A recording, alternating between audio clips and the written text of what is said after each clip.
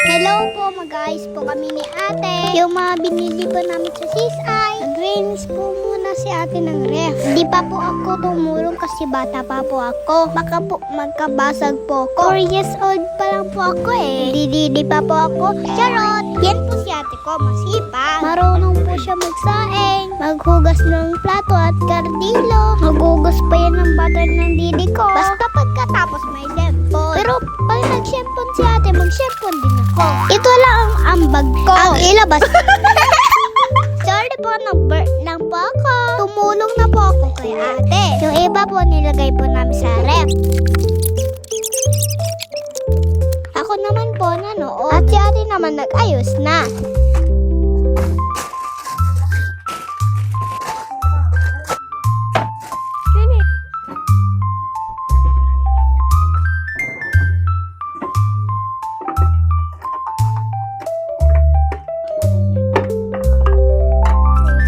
Ito po yung mga babaunin namin sa school.